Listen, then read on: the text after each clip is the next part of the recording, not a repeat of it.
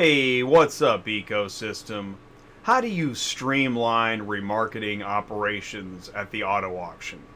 Honestly, if you work at that level, you don't need me to tell you the answer. But if you work in auto transport and you want to learn more about auto auction remarketing operations, this is the only channel for you. The thing is, up until now, tonight's show would have only been available at a live trade show, where the cost of attendance, travel, lodging, and your time, that's not going to work for you.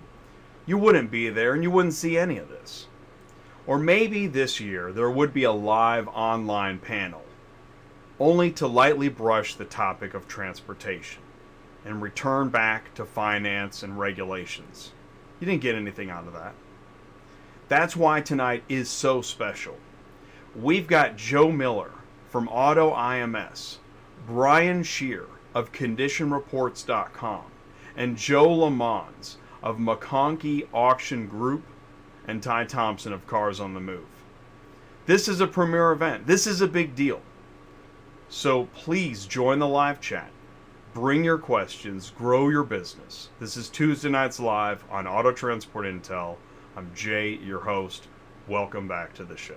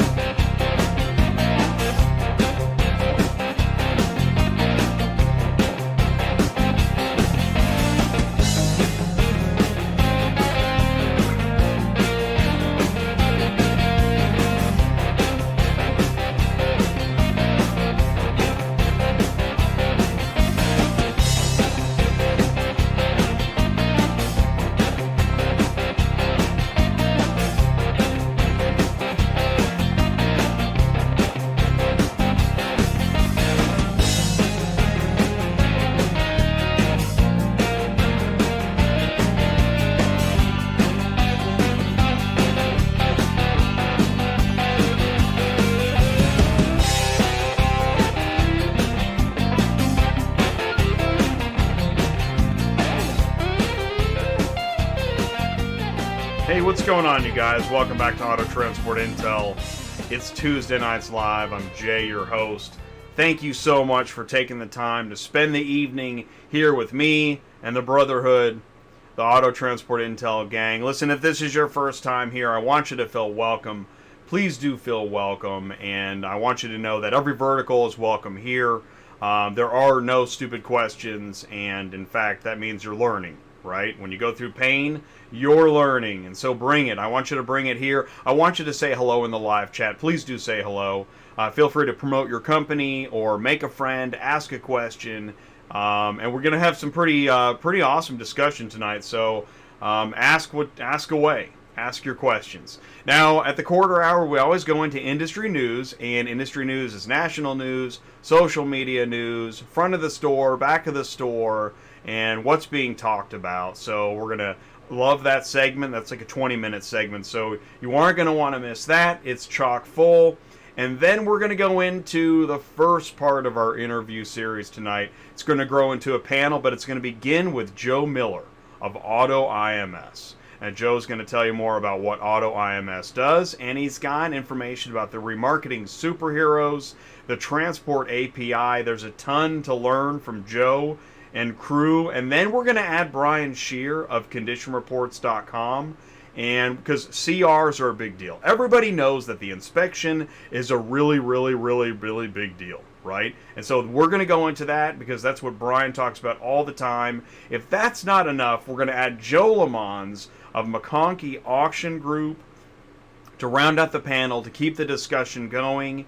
And the integral part that AutoIMS plays in McConkey Auction Group.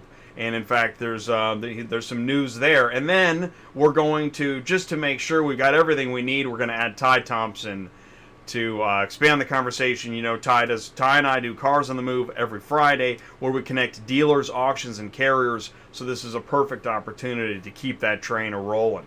So we're going to do that. We got a lot to talk about, a lot to cover. So here's what I'm going to do. I'm going to go into the live chat right after this. Oh, do me a favor. I almost forgot. Please go ahead, hit that like button. Do me a favor, after you hit that like button, you see the video, you can click share, you can click copy that YouTube link, text it to somebody right now. Say, you're not going to believe who Jay has on his show tonight. Text it, email it, share it in social media. Also, don't forget, if you're looking for answers, you can go to autotransportintel.com, click on sign up, become an ATI insider, and we've got more information. If you've got a question about that, I'm pretty sure Ty is in the live chat. Be happy to help you with anything you need. But I'll tell you what, stick around. We're going to be right back. We're going to go into the live chat. I want to talk to you. Are you completely stressed out from all the calls and the contracts and the verification of loads when nobody answers the phone? Call Murphy Auto Dispatch Services today. Murphy Auto Dispatch Services has over 15 years of experience in the transport industry. We are your office while you are on the road. We book, we verify, and we bill out your loads for you. We have an excellent accounting staff and an even better dispatch team. Give us a call today at 417-273-0021. Or if you want to email me, it's murphyautotransport31@yahoo.com. Give us a call today.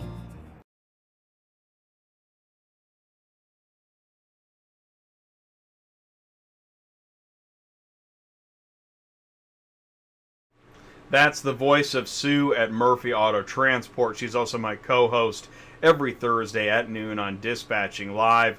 She has a dispatching team, she has a broker's license, and she knows what she's doing. So if you need help, go ahead and visit Murphy Auto Transport. And there was the email and the phone number in there too. Let me know if I can help. And also join us on Thursdays. Please do that. Now, I'll tell you what, it is time to go into the live chat. So let's go ahead and say hello to everybody. Now, I got to back this up a little.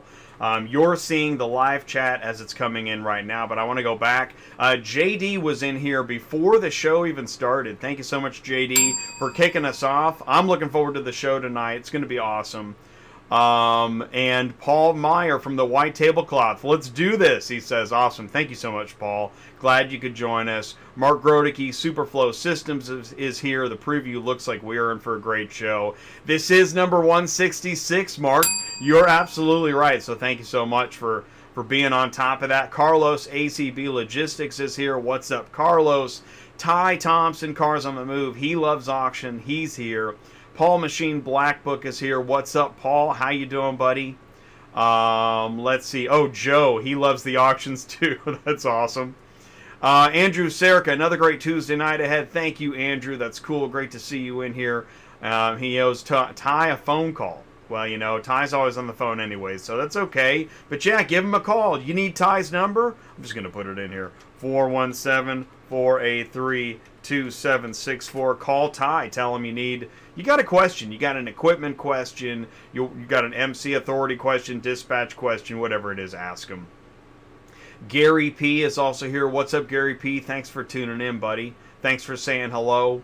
Daryl Glenn Transport is here. Hey, what's up, Daryl Glenn Transport? Nick Medore is here from Canada. What's up, Nick? Richard Mason is in here. Hey, what's up, Richard? Now, this might be your first Tuesday night's live show. Am I right? I'm not sure. Fritz Duval, what's up? Duval Transport LLC. There you go, Fritz. Thank you for putting the company information in there, because I just can't remember everything. I'm trying. And so I'll take any hint or help. Brian Schear is here from ConditionReports.com. He's in the live chat. Thank you so much for being at the ready. Jay Wilson, hello guys. JRW Prime Transport, Durham, North Carolina. Awesome. Oh, and Kimberly's here. Hey, what's up, Kimberly? Thank you so much. You made it. And do me a favor, Kimberly, if you'll put in the live chat, let's see, the Murphy Auto Transport information, the website, the email, and the phone number for Sue, because again, if you need dispatching help, she's got answers. And if you're not sure, maybe you're not ready to talk to her. I mean, that goes for any of the folks here. If maybe you're not ready, you're just not ready yet. You know what you can do? Go to autotransportintel.com, click the sign up button. And that's how you ease into it, because we're not all ready at the same time. Let's see. Oh, Richard Mason says, former broker for Magic Carpet Auto Transport. Now, Richard, I got your email, and I appreciate it. And it's a long email, but interesting concepts. Richard, here's what you want to do. You want to join us on Thursday. In fact, you might want to join tomorrow because we are going to talk a little bit about brokering law. Just a little bit. You know, that it just never goes away. There's even something in industry news about dispatchers. So tomorrow is the legal DOT show, and then Thursday is Dispatching Live. You'll want to tune in for that. Those are the two shows I recommend for you. So please do join us, Richard. I think that'll do it for the live chat, and that's okay. If you've got anything else to add, please do add it. Yeah, this is show number 166, and let me just say this again: is that I was thinking that, this is like months in the making, if not years. It's taken a long time to get to the point where, I mean, this is a pretty heavy hitter show. And I was talking to somebody today, for the information that's getting dropped and unloaded here, it is crazy that there's not more people tuning in. That's fine. It's something we just have to live with. But it is crazy. Because the guests tonight are, I mean, I have seen Joe Miller leading panel discussions. Joe is very connected. He knows a lot, and they've got, I don't know how many customers. It's hundreds. AutoIMS has hundreds of customers. That is a real company. And I think I told him, I said, I know you have a large company. It's like, well, it's not that big of a company, but it's sizable. But we're talking about in a McConkey Auction Group. This is a big company. Again, it's not a ton of locations, but with the number of executives that work there, the number of companies that rely on their great services, knowledge, oh my gosh. And they're here on Auto Transport Intel. It's crazy. Ty, buddy, you know what, Ty? You know what's fun, man? You've been there. You've been standing next to me at these trade shows when we're talking to people. Look at this. Joe says it. Joe's got nearly 800 auctions and 1,200 plus consignors. That is no small potatoes. But I know if we were waving $100 bills at truck stops, we'd have 5 times the people. I get it. I know how this works. We just have to live with it. But we do a lot with a little, says Keely Smith. Thank you, Keely, another friend of the show. But Ty Thompson, man, Ty, you've been with me at shows. It's probably going to, as we round out the panel tonight, what we've witnessed with Auto Transport Intel and in the auto transport community, it is no small foot what we've witnessed and accomplished. And so to be here tonight at episode 166 in a row on a Tuesday night with such amazing guests as Joe Miller, Brian Schear, and Joe LeMonds, I can't believe it. I'm just gonna have to pinch myself. There, I did it. I pinched myself, and we're so excited. So here's what we're gonna do. We're gonna come back. Industry news always starts at the quarter hour, and I'm not gonna be late tonight. So here's a word from, who do we got? Oh, Superflow. Here's a word from Superflow Systems. We're going to be right back in industry news. Thank you so much. Stick around. Superflow Systems is excited to introduce DispatchCenter.com, a full-service load board for brokers, shippers, carriers, and drivers, featuring integrations with Truckify mobile app and iTruckPay. Use Route Scout technology to build your routes. Maximize truck capacity. Stay loaded at the highest available revenue with the least amount of driving miles. Tell us your lanes. Loadification will alert you to new loads posting in your route. Views instant load notifications sent with Book Now features. Search and book loads directly through the Truckify mobile app. Brokers and shippers, post your loads to Dispatch Center. Give authorized carriers the opportunity to instantly book your loads. Dispatch Center powers the Truckify mobile app, allowing instant load assignment to the driver. Truckify will send inspection reports, geo-located pickup and delivery photos, BOLs, and invoices back to the broker. Brokers, shippers, carriers, and drivers, Dispatch Center, and Truckify have what you need to be more profitable every day. Superflow Systems, the owner, right? The head man, top dog, Big Cheese, Mark Grodicke in the live chat. Mark, thank you so much for your contribution and everything you do. If you guys were here last Tuesday night, you saw Mark. Mark is a firefighter and a pillar of his community, and also as the head of Superflow Systems, Auto Transport Software Solutions. I mean, we're talking from inception of the lead in the Auto Quoter and Pro ABD CRM, all the way through mobile app, TMS, all the way to the load board until you get paid, end-to-end software solutions. You want to visit Dispatch Center. Go to dispatchcenter.com, and there's the links in the live chat. You can go to Truckify, you go to Dispatch Center, you can call Superflow, you can email Superflow. Mark, thank you so much for ringing the bell in the live chat with a super chat. That is super cool. Really appreciate that, guys. So, let's go into industry news. Let's do this.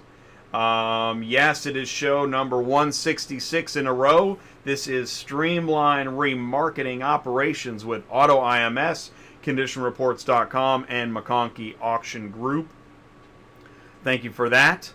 And so just to individually take a look at it, our first guest will be Joe Miller from AutoIMS. This is from their homepage. We're going to learn more about AutoIMS if you're not familiar. Also, ConditionReports.com at 9 o'clock with Brian Schear. So that's it, coming up in about 45 minutes or so.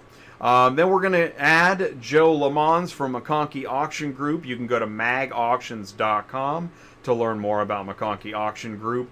You know, I talk about the entire ecosystem. This isn't just one vertical.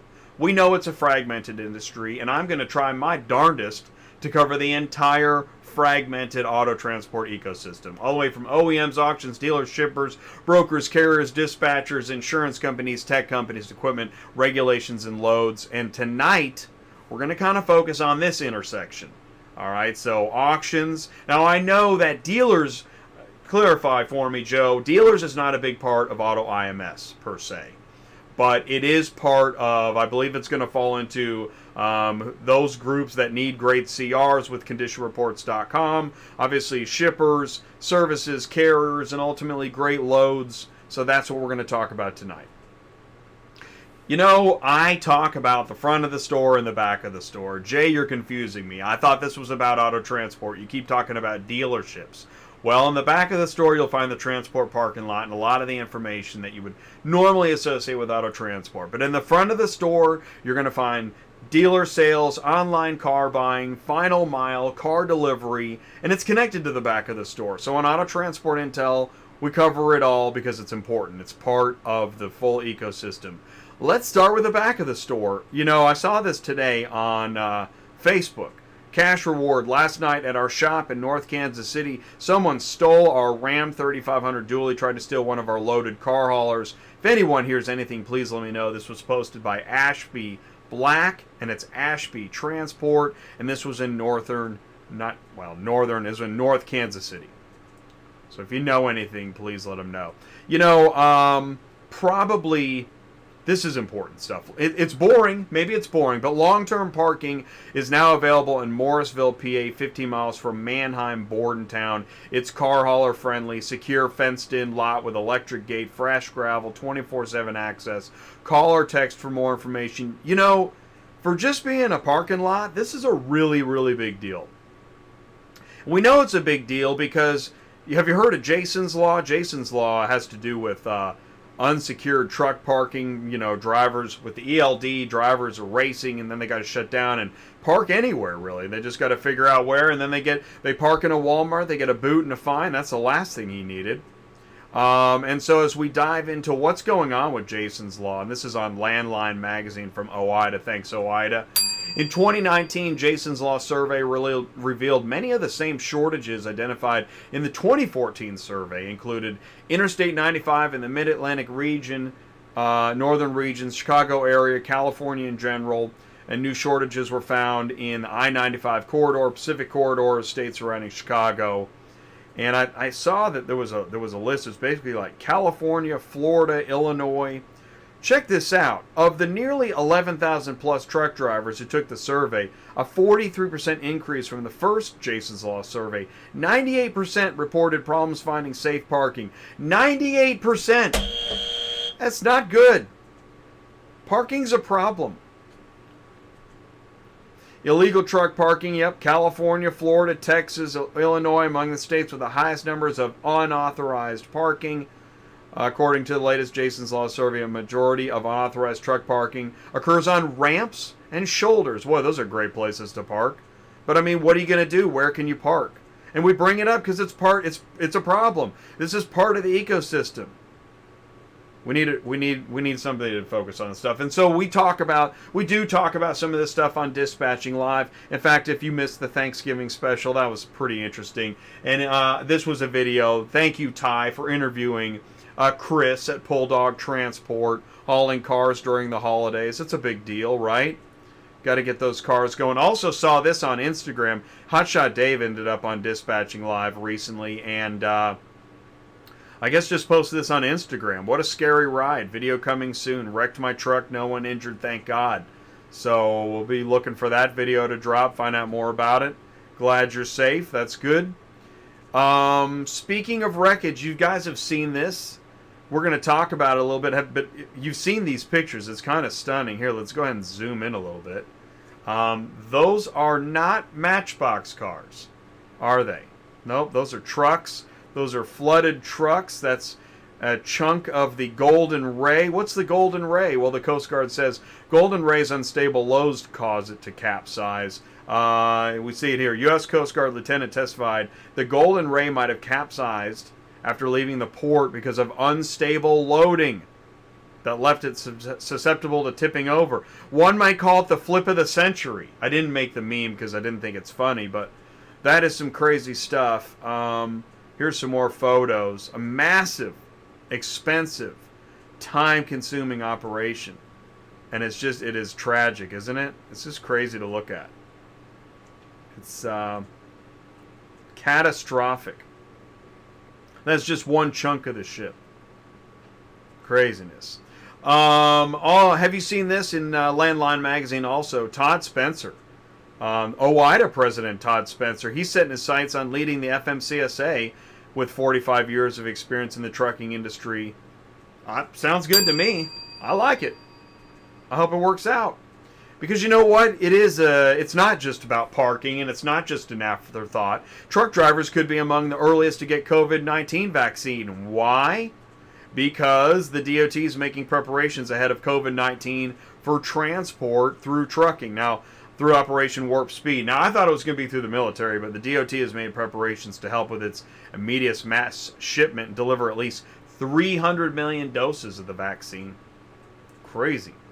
I know that's not auto transport, but this is Centurion Auto Logistics. Now, they had a contest. This is really cool. I wish I'd thought of this. Having kids drawing pictures of car haulers. Let's take a look at some of these pictures. I like that a lot. That's just really good. That's a nice job. Ooh, look at this one. This is it's got like some serious detail to it. 6th grader, 11 years old. Wow. Cool photo. Wow, picture, drawing. Come on.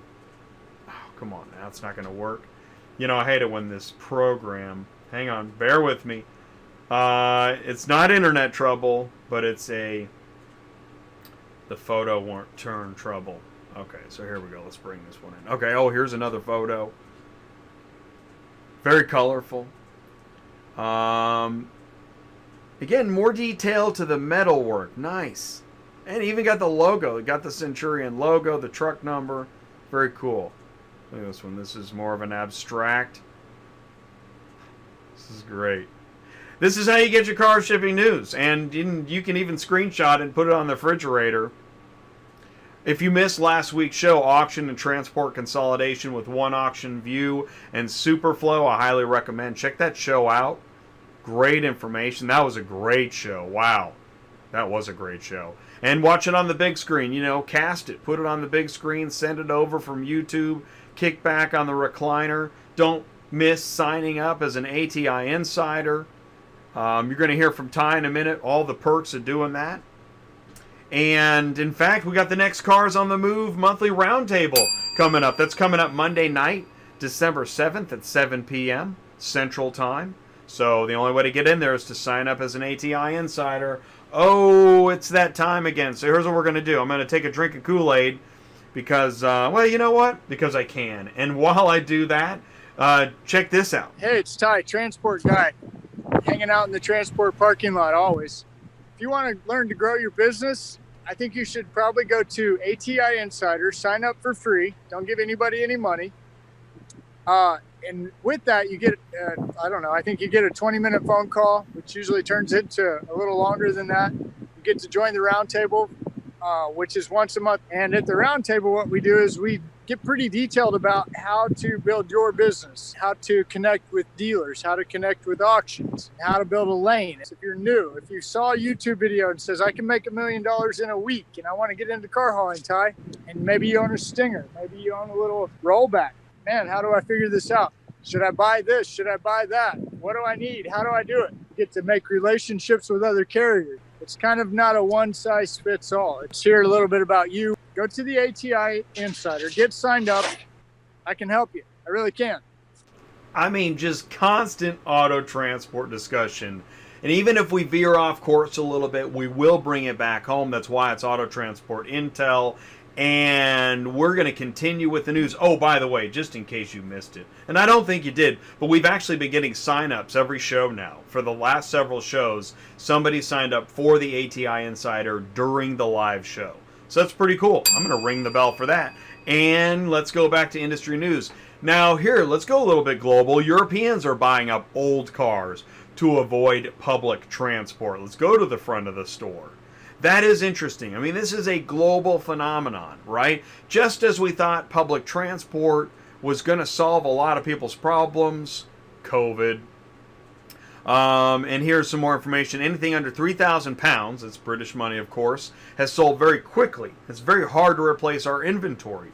In France, Germany, Italy, Spain, Switzerland, and the UK, this is happening. In France, used car registrations rose nearly 16% in the third quarter of 2020. There was an even bigger jump in Spain, with used car registrations up nearly 25%. That's huge.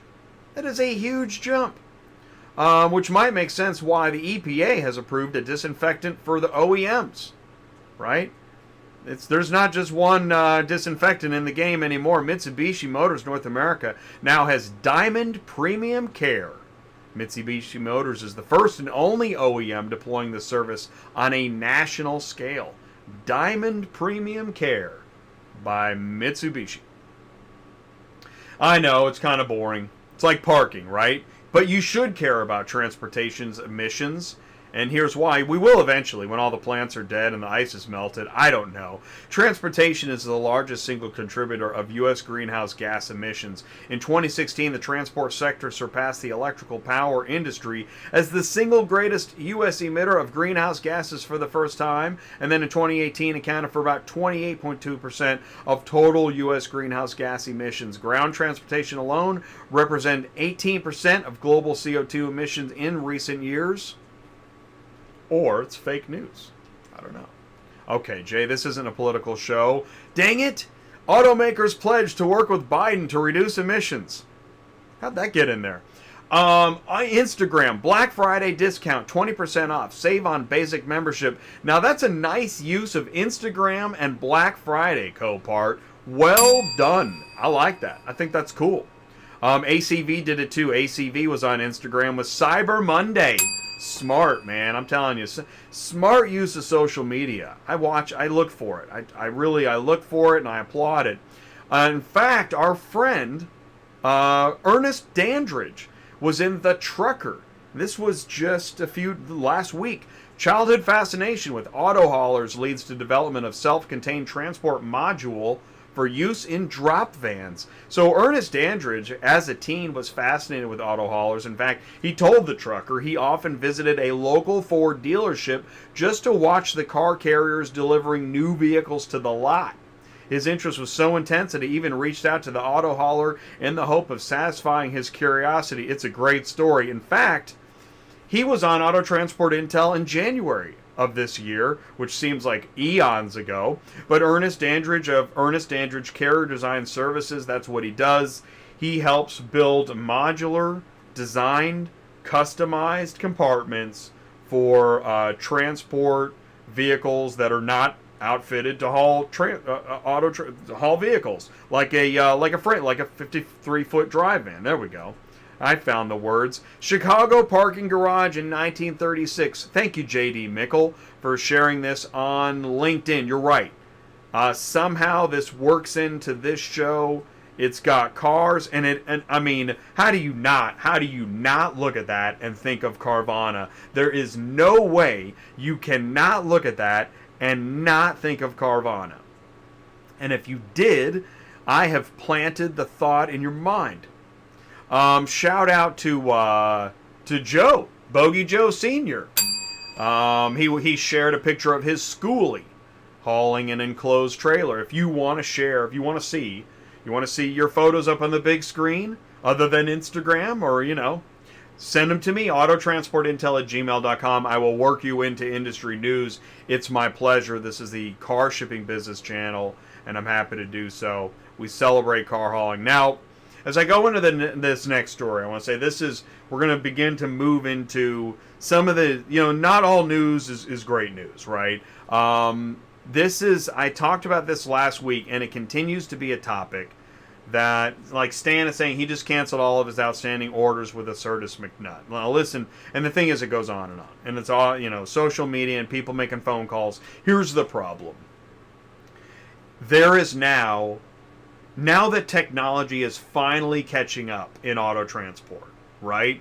Finally, right? We're starting to get out of the Stone Age. I don't know if we're in the Bronze Age or what's going on, but now we went from not enough technology to too much technology, and everybody has to do it their own way, and the clients need it this way, and everybody needs. There's now a disconnect, and I don't know what the answer is, but it's being talked about, and if people are talking about your company's technology getting in the way of the actual job itself, what do we say? If the cure is worse than the problem? So it's something to pay attention to, and I think we need to pay attention to it. And so it's a topic. And so let's talk about good news. AutoIMS has introduced the Remarketing Superheroes, and along with that, they have the new AutoIMS Transportation API. An API is not more software to get in your way. It's software to help connect software that you're using.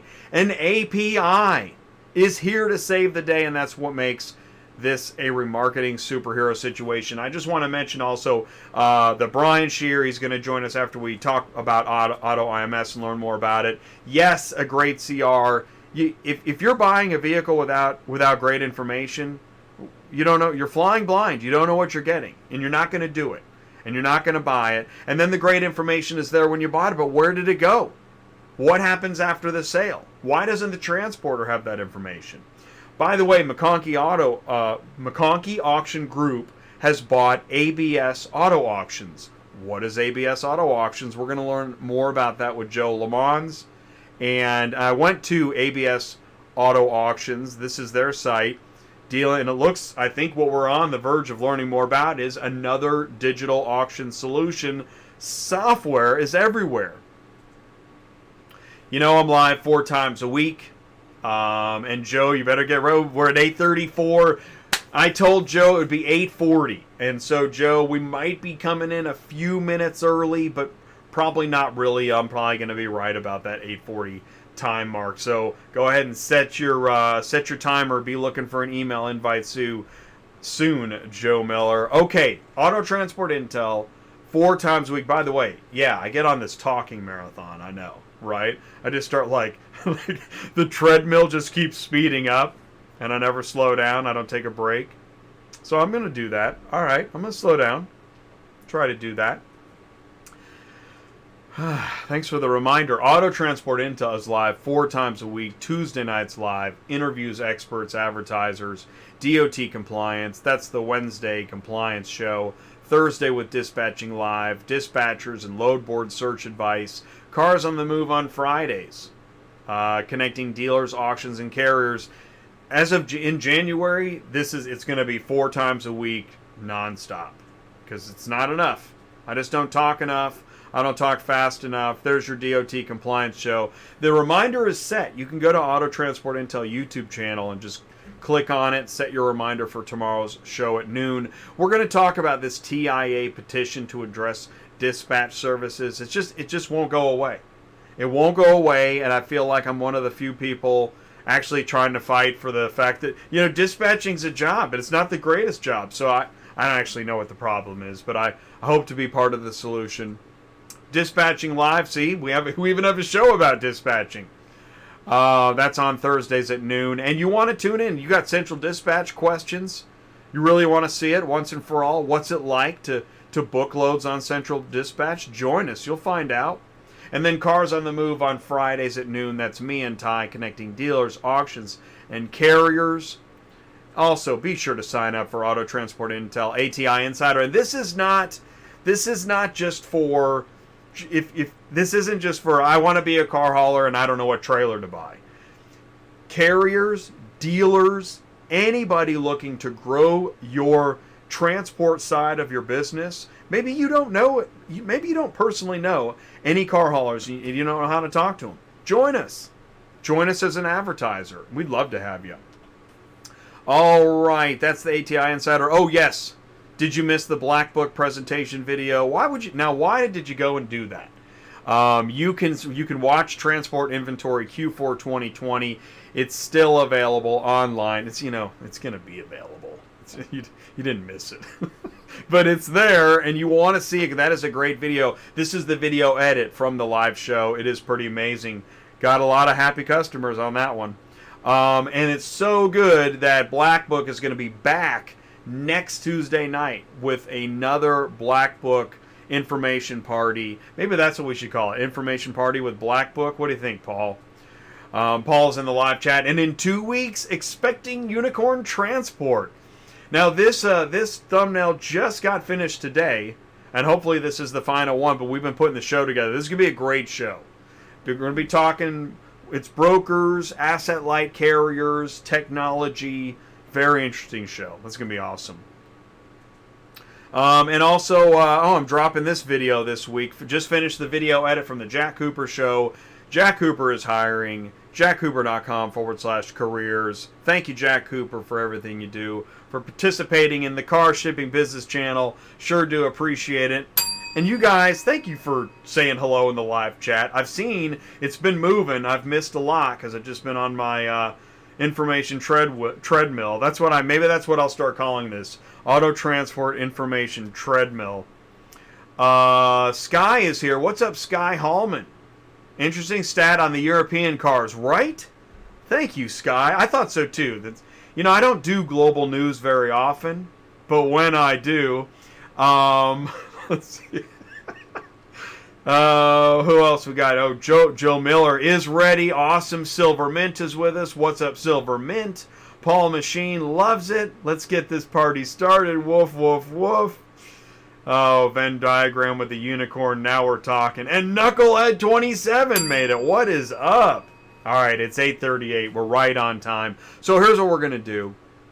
I'm just going to close a couple of these windows, clear up my workspace, and get ready. Let's see. Let's do this. We've got this, and when we come back, we're going to be live with Joe Miller of AutoIMS. You are not going to want to miss this. Even with all the tools at our disposal, there is still about 48 million empty miles in our network. Empty miles happen when driver Bob makes his delivery and returns home without freight. After all, there aren't cars just waiting for delivery on every corner. But there is non-automotive freight, and our network is already active around the country. So what if Bob could leverage his trailer to deliver something other than cars? We searched high and low to find a way to do this within regulations, and we found it.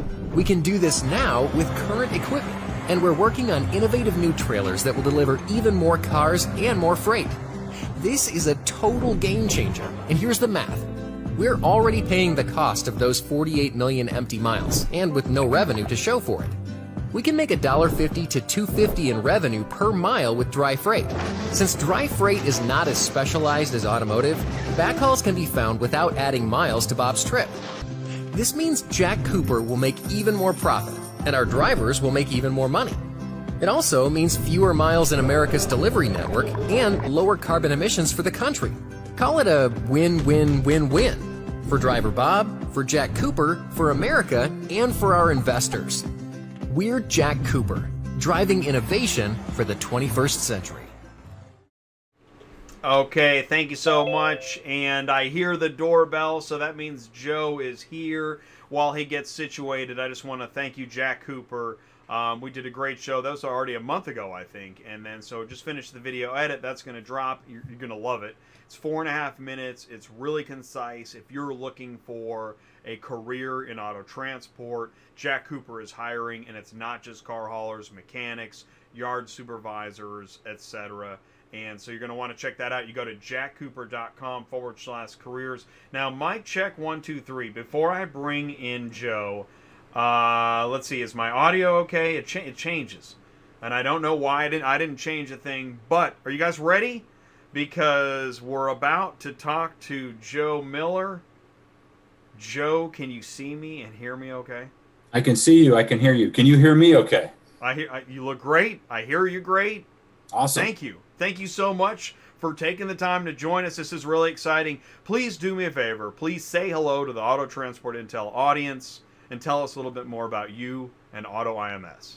What's up, everybody? That's not how I usually greet in a professional atmosphere, but it's 9:42 in the North Georgia mountains, and we're having a great time. It's a pleasure to be here. Thank you for hosting this. Jay, you put a ton of energy and work into this thing, and it's not unnoticed. If you build it, they will come. It's cool seeing all the action and the energy. I watched last week's show, and just unique perspectives on this thing, and I think we're going to bring a slightly different portion of the ecosystem to light. Yes. So, yes. Yeah. Thank you for that, and you do. That's why I am so excited to have you here. You know, within this ecosystem, you know, we can stay in our verticals and just talk to each other about the things that we know. But I mean, yeah, you really, this is a challenge. It's challenging for me to have you on the show and try to stay at your level. I know enough. And so I'm excited. Listen, I'm serious. You have a lot of information, but I will say this. You know what got me really jazzed is I saw, what was it, 6 weeks to 2 months ago, a transportation API presentation, and I'm like, that's it. Joe's ready for the show. We got to have him on the show. Keely's already been on the show. So what is this transportation API? What am I talking about? Yeah, sure. So should I give you some visuals too? Can I share a screen? Yeah, do it. Yeah, absolutely. And you should be able to share the screen. It's ready for you to take over. All right. Can you see Logistica? Yes, Logistica, which I think is that's a really great idea. So yeah, we've got a whole superhero campaign, and she's one of our first superheroes. And do you know what her weapon of choice is?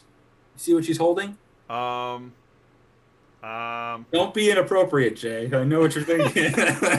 So, what is she?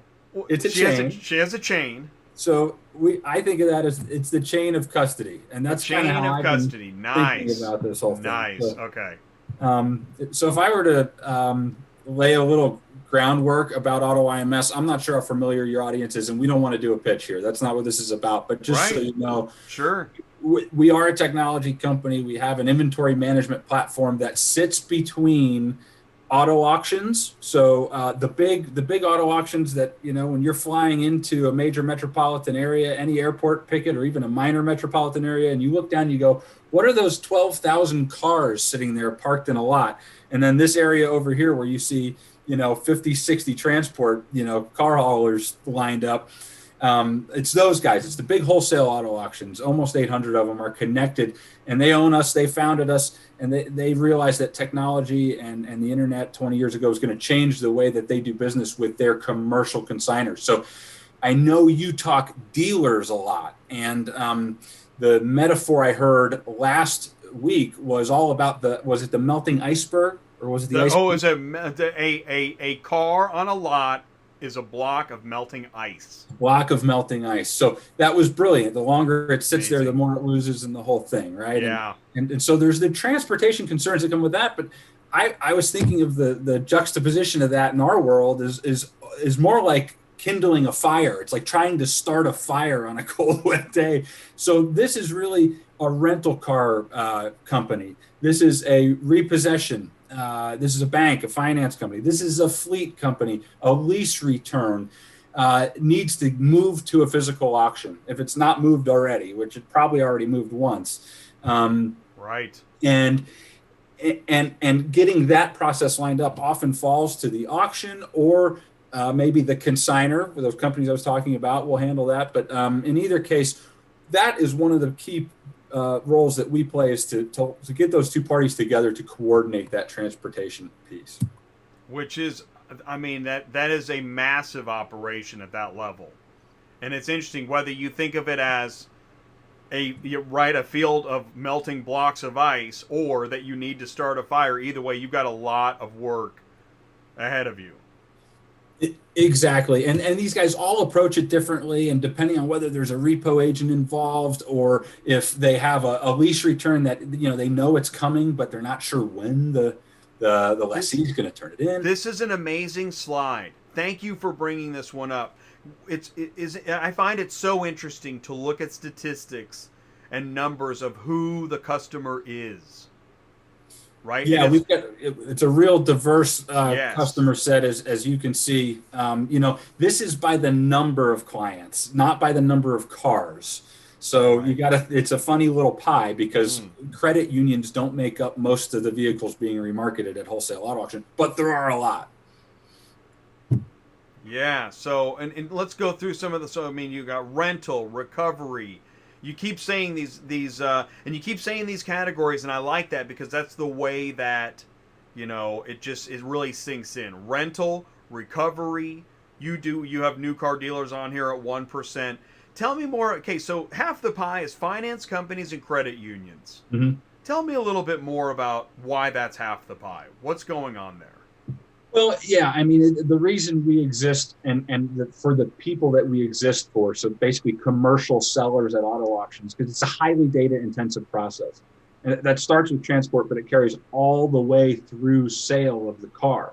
And these guys have fiduciary duties to the people they're writing loans to and often repossessing from. And so they need to recover as much money for that car at wholesale as they can, and spend as little money as they can, as they possibly can doing it, and substantiate that when it's all said and done. So they create a lot of competition for their business. And when we talk to Joe LeMonds later, he might comment on it as well with his auction experience. The typical wholesale auto auction is somewhere around a 50-50 mix of commercial consignment, so these types of clients that you see here, and then dealership. So some auctions are up to 70-30 one way or the other, but a lot of times hovers around 50-50, and they all come with their own challenges. But these guys are way more data intensive. They need to know and want to know what's happening to their car at any point in time. And they often want to do that from the comfort of their corporate office. They're not on the road. That's right. That's right. Well, and as we when we talk about the recovery market at the executive level, it's a different view from the driver's point of view. A lot of these loads, they're paying the same as other loads, but as recovery loads, they require a little bit more effort to move. So it really makes it a hard market for everybody. Plus, the regulations and care required, right? I'm sure you deal with that constantly. Well, and keep an eye on the chat. I'm not going to look at that because I'll get distracted. But Julie might want to chime in. She compliance is a big part of her job here, and right. That has become its own job and a half. I mean, it's crazy. So many of our clients are not just remarketers anymore, so much as they are data security people and all of that good stuff. Audit trail, chain of custody. Like Andrea with Privacy for Cars. Yeah. Oh, and on it goes. He's the guy. Yeah. He's another partner that's connected to us. So that's kind of a good segue, Jay. This is one of the things that we did, is not just connect. If you think of like what's the Open Table is the restaurant app, right? It's a two-sided platform that connects diners with restaurants. If you don't have enough restaurants, the diners won't come. If you don't have enough diners, the restaurants won't come. But if you get enough of both and everyone's using Open Table, well, now who wants to hook in? Uber Eats and DoorDash and blah, blah, blah, blah, blah. Right. You can now start to hook in all these other players. And that's a lot of what we've done. We've got insurance companies that come in. We've got companies that go find insurance that's available for when damage happens to a car that they can recover dollars. We've got all sorts of other tools and connections. Repossession and transportation is a huge one. Inspections and reconditioning, title management, keys. So these represent different modules of our system, but also different types of third parties that tap in to the ecosystem as well. Right. Well, and that's where, as I've spent more time learning more about the ecosystem, and yeah, you have like fleet management companies and other service providers that focus on these individual departments, and really only larger companies are able to handle that many departments at one time. It gets very complicated. For sure. And so, of course, they're looking for help, and they have to do that wisely. And they also, and economically. Yes. And you were talking about technology earlier. And there was a very interesting news story you paused on there as it related to that. You highlighted one of our newer partners, but everyone's in the technology business now. And the whole concept of an API isn't to create new software or a new tool, it's to connect the tools that you have. And so every one of those commercial consignors, every one of those wholesale auto auctions, and every one of those transport providers that tap in, for example, all have their own system or systems. And they often all have the same data points sitting, some version of the same 30 or 40 or 50, in our case, 2,000 data points that they need visibility to and need to be able to edit, update, retrieve, report on at any given moment. So that's what we were trying to do, is connect the right data to the right people at the right time to create those efficiencies and that transparency in the life cycle. It's interesting. Transparency is a word, we hear it constantly, but to truly create transparency takes an incredible amount of work. Well, yeah, and what's funny is, every one of these companies we do business with will tell you, "Oh, yeah, this is easy," and us included, by the way. It's like, we can do web services, we can do flat files, we've got secure FTP, everything's fine. And then, before you know it, well, but when that data comes from you, and then it looks like this, it might cause a problem. And then when it goes to Mannheim, they're expecting one thing, and Odessa is expecting another. And you need a clearinghouse, which is, again, we're trying to play that service and offer that service to help clean that up, give people one place to come to count on, to be able to make sure that data looks right, going to all the places it needs to go to. Right. And it's not easy. No, it's really not. Yeah. And I like your slides. I like the way you've laid this out. Did you have the one with the transportation, the companies that are participating in the API now? I don't know if that's something that we can talk about, but what I'll just say this is that there was that slide. It looked like a lot of companies are working to integrate, and that's what we need. It's like you talked about with Open Table. With any system, we can create the greatest system, but if there's only a couple people using it, how great is it? And so we got to get those folks using the system and integrating, and that the more people using a system that works well, the more transparency and visibility you really have.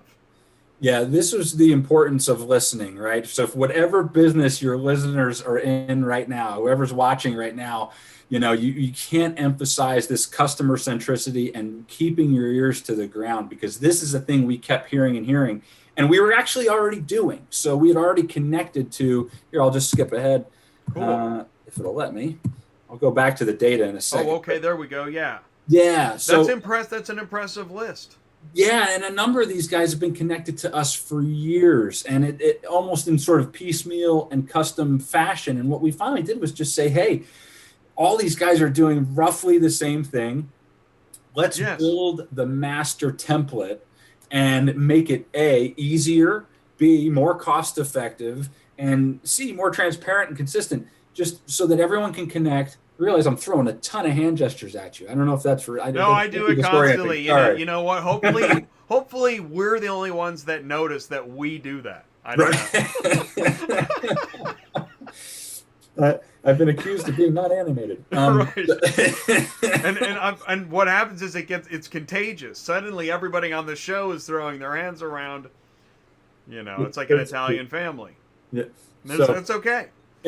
Anyway, we were glad this was the year, and you know, late last year into this year, it was the year where we actually put our nose to the grindstone. We created a new home in AutoIMS for dedicated fields, a place where the data could come together, and you know, we offered free testing, which is kind of a new thing for the transporters. Cool. And basically, what it allowed them to do is get connected so that, one, they might already have one of these clients knocking on their door saying, hey, I will send you assignments to move my vehicles to auction if you connect to AutoIMS, because that is my system of record.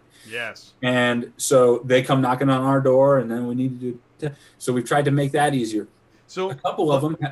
Go ahead. Let me say this in case someone doesn't know. So AutoIMS is a dashboard that a consignor would use to manage their consignments, correct? It's exactly right. Right, Yep. And so since the client is using the AutoIMS dashboard, as you point out, it'll help them integrate, get that transparency and visibility with the transporter by connecting through the transport API.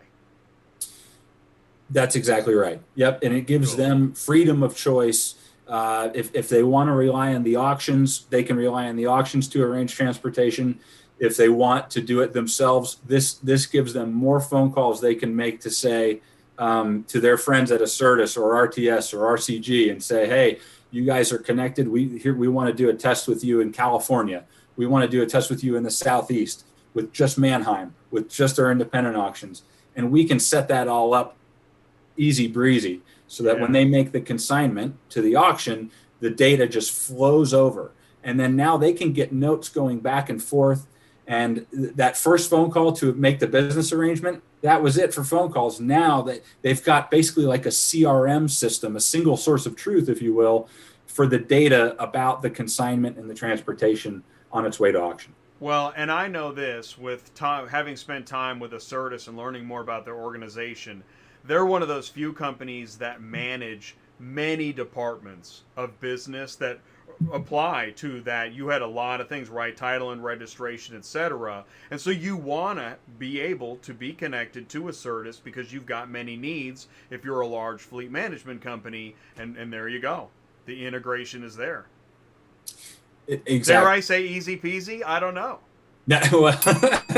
Again, we're trying to make it easier, and the good news is the fire is now, it's more than smoldering, it's burning. You know, this was one that really once we built it, they came and so we're excited. And then longtime partners like Cars Arrive and Ready, United Road, RTS, these guys have been with us for a long time, and some of them are upgrading into this deeper level connection, and so adding more value to the clients. And again, whether it's the auction side or the consignor side that wants to tap in, they can call us and take advantage of this. And so if there's another technology company, either one that I know or watches this show and wants to talk to you, hey, how do I get connected to your API? Because I know there are other companies, and there's a lot of technology out there. So that's one of the things that I try to do on Auto Transport Intel is not only share information, but connect professionals that can do business. So, yes. So the beauty of it is while we have a big ecosystem, we're a small shop. We've got oh, stop. No, we are. But you get a real live person when you call. So if you forget my name, that is really cool. Yeah. Yeah, that is really cool. Well, that's why it's neat to have you on the show. Put a name to a face. We're learning so much from hearing you talk. This is awesome, Joe. Well, good. I'm excited. Yeah. Thanks so much for having me. And again, we're here. And it's really cool what you're going to hear next because, again, when you talk about chain of custody, this is another partnership that's burgeoning right now with Brian and team and more, again, giving more tools to the ecosystem you pay attention to that will help the consignors and the auctions that we are so dear to us at AutoIMS. I'll tell you what, stay right there. What I'm going to do is I'm going to walk behind the set, and I'm going to hit the invite button. So Brian Schear, you better get ready, because you're up next. We're right on time. It's 9 o'clock. I just sent Brian his email invite, and as I do that, I don't know, did we have any other slides? Are we done with Joe? Did we finish? Did you have any other slides that you wanted to? Yeah. I was just going to give everyone, I was going to bring it to life real quick. This is the boring part, right? But if Cool. you're wondering, we're talking a lot about data. This is some of the data that can be supplied by a transporter directly into AutoIMS. So again, imagine we're talking to the largest banks. You're talking to the largest lessors. You're talking to basically all the big commercial consignors to auto auction in this country. We touch 5 million vehicles a year going to auto auction. You want to tap into that ecosystem and be able to share this information to all of them through one connection. That's kind of the power of what we're doing. So that, and this is the type of data that can come in. I don't have an example of a CR link, but we're going to talk CRs in a minute with Brian. But here's another place where you can even send a CR over. Whether there were keys, huge pain point in the industry. The keys tend to disappear. No, it is. It's weird how that's one of the painful things is you can have this information at this part in the chain of custody, and then somehow that information doesn't get to the next phase because of a lack of connection, which is why another reason I like this API.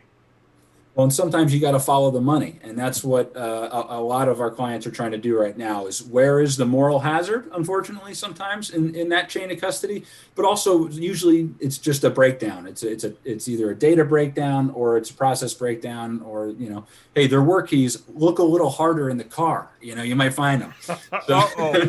That sounds like the kind of phone calls we have in logistics. Well, yeah, that's exactly right. So Brian is with us. Brian, can you see us and hear us okay? I can hear you great, Jake. You got me? Awesome. Yeah, I see you. Should I talk with my hands? Yeah, probably. Right? Like Joe LA? Yeah. Hey, so, hey, Joe. Brian, please say hello and introduce yourself to the Auto Transport Intel live audience. I appreciate it. Hey guys, I'm Brian Schear with ConditionReports.com. I'm the president of the company, and I really appreciate you putting this on for us, Jake. I appreciate Joe Miller coming in and give us a background on AutoIMS, and I'm excited to talk about our products and what we bring to the transport industry. I think I've enabled screen sharing. Do you want to take over? And it's whatever you want to do. You have the floor. I've talked nonstop. Well, I think I sent you a link to our end result of our inspection, but Joe and I got together probably a year and a half ago with Venkat to discuss having more transparency when it comes to transportation, giving customers a faster view of the condition of their vehicle when it gets picked up either from an auction or a repo yard or what have you. So we had this bright idea of creating a transportation inspection that's integrated with AutoIMS. Not only does it give you a quick view of the condition, it's not a complete condition report where it takes 15, 20 minutes. This is a 3-minute inspection, really easy for a transport driver to do. It digitally flows through AutoIMS, and it geotags the vehicle and timestamps it when it's picked up and also when it's dropped off. If you want, do you want me to show it on my screen or do you want to show it on yours? I've got it here, but you drive. Yeah, you go ahead and take it away. But thank you. I just found it. So I think this solves a lot of problems for everybody in the remarketing industry. When it comes to a commercial consignor, I'm managing all my inventory through AutoIMS.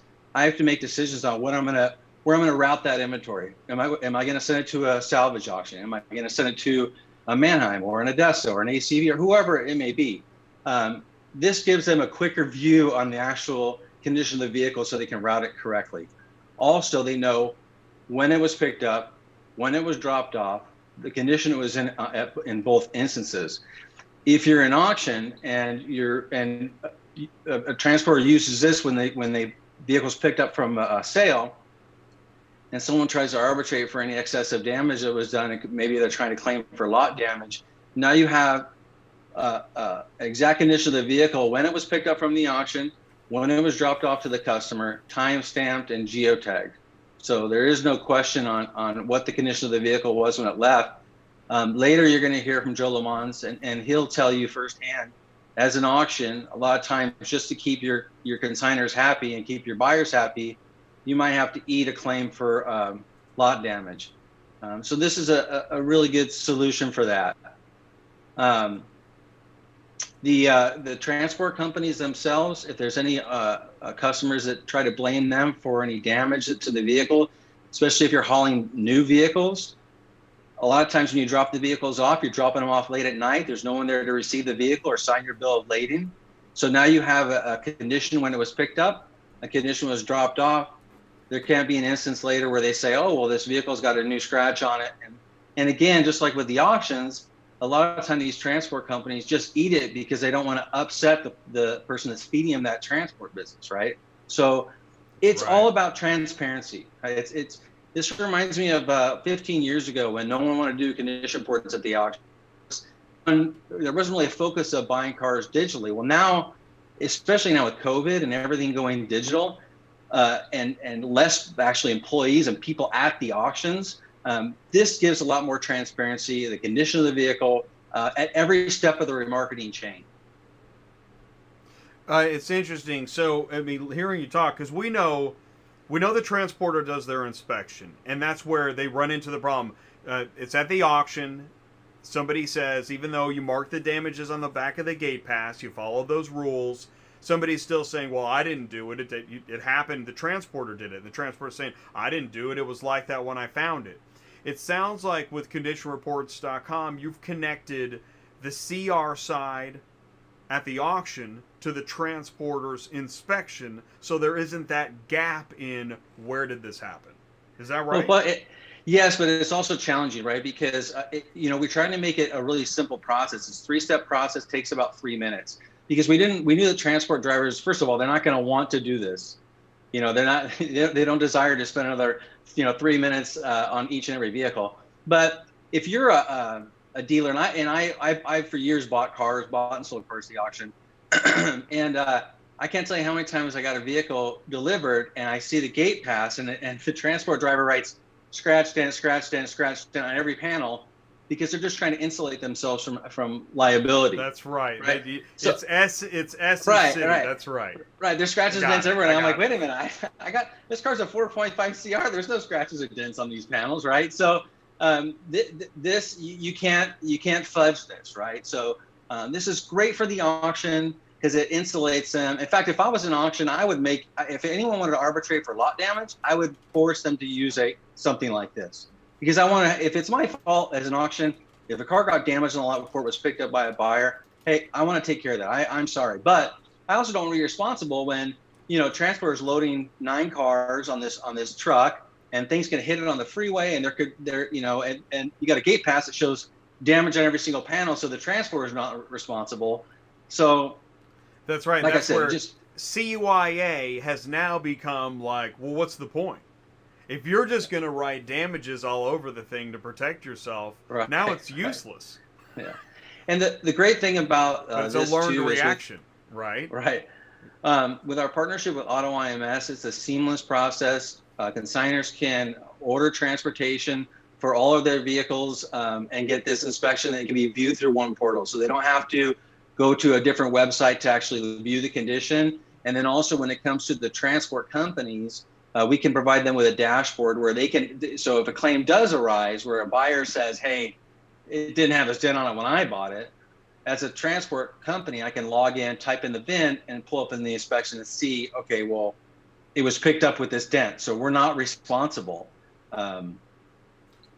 Well, and ultimately, and you know this, is that if the system that's in place can protect the company from any unwanted damage claims, they'll adopt the system.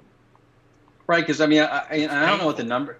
I don't know what the numbers are, but I mean, I'm guessing that these transport companies have a heavy policy loss when it comes to transport damage, whether every year, whether it's real or not. It's just like a store knowing you're going to have theft, and it's painful because it's too high. I can try to share my screen here if you'd like. Yeah, please. That's awesome. We don't see anything yet, and if you have any trouble pulling it up, I can bring up the link that you sent me. But yeah, why don't you bring the link up? I'll try to pull up a mirroring on my phone so I can probably demo the app. I'm not sure if it's going to work out. Yeah, sometimes there's a let's see here. If I do, I'm going to screen share, and let's see. Here's the link you sent me. Okay, so yeah, all right. Yeah, it's not going to let me mirror, but that's all right. So with this, this inspection takes about 3 minutes to publish. So it's a 3-step process. All the information is already pre-populated by autoIMS. So if you have your account set to auto order these transportation inspections, when a transporter picks it up, he'd open the app up, and it would have a pickup and a delivery location. So it also gives the driver the address and information on where to pick it up, where to drop it off. Then they do a 3-step process where they photo the vehicle. If the vehicle has any damage, they would just say, where's the damage area? It's a bumper. What kind of damage? Scratch. And we made it real simple: scratch, dent, or other. And then we use photographs. So when you do that at pickup, and you click picked up, it would geotag where you picked it up at what time. And then when you drop it off, you take 4 pictures where it was delivered. And then it'll geotag and timestamp where you delivered the vehicle. And then if you go to the top and click on the photographs, there's actually full-size HD photos. So it's easy to see if there's any extra damage on the vehicle that wasn't there. To the hootlet? No, maybe I don't all know the way what to that top. is. It's something else. Oh, to the top of the screen up here? No. Yeah, if you click on one of these photos where it says vehicle photos, okay. Click on that, and then you got the full size, and you can scroll through. This is my actual F-150 that I drive every day, as you can see. Yeah. The incredible shrinking Brian. Right, that's right. Exactly. That's pretty high detail for a toy truck. I like it. Yeah, no, that's a high quality photo. There's a lot of detail on that photo. And that's just from any smartphone. So the application is deliverable over the air. So it's very simple to get on your phone. Your login is your phone number, and it's very easy to use, very simple to use. And we and my company, we do everything from full autoIMS integrated, auto grade generating, estimate generating inspections, all the way to retail inspections that document retail vehicles and push photos to dealers' DMS systems, all the way down to this transportation app. So we do one thing and we do it really well.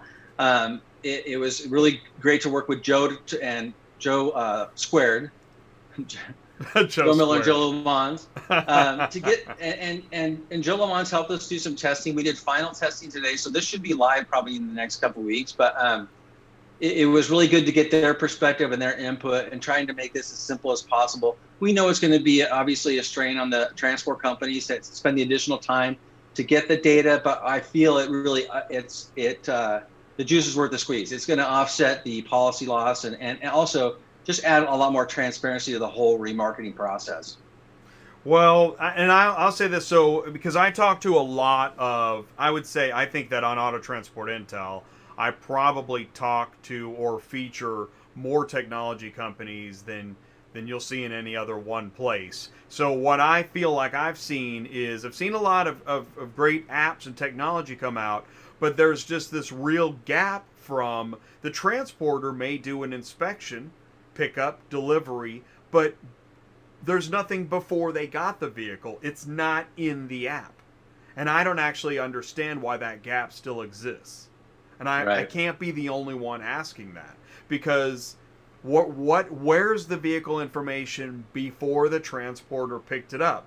The car didn't just begin its existence when the transporter picked it up, right? Yeah, plus as buyers too, I can't tell you how many times I bought cars out of state, like in Florida, across the country, and I'm getting them shipped into California, and I'm using services like Central Dispatch or any other service where you can, you order online, and a transporter will say, well, we picked that up on Tuesday.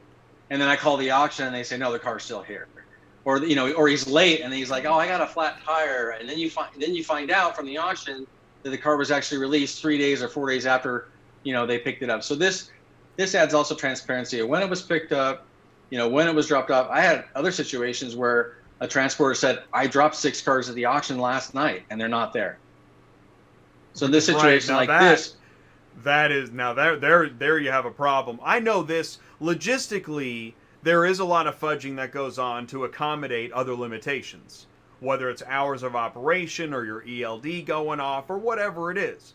And that's why, I mean, you know, car pullers themselves, the whole idea of a car puller where you hire somebody else just to go and get the car because you don't have time to make it the auction hours, that adds another link in the chain of custody that the superhero's thinking, hey, where did that come from?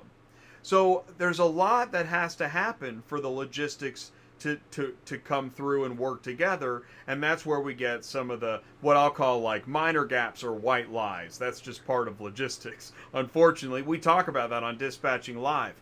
But the bigger gaps of, well, what was the condition of the car before the transporter got there? I would love to see those integrations and technology come to play, and that, I think that'll help everybody. Because again, when a transporter's got to pick up 9 cars and he's got to start from scratch, he's got to enter all the VIN numbers.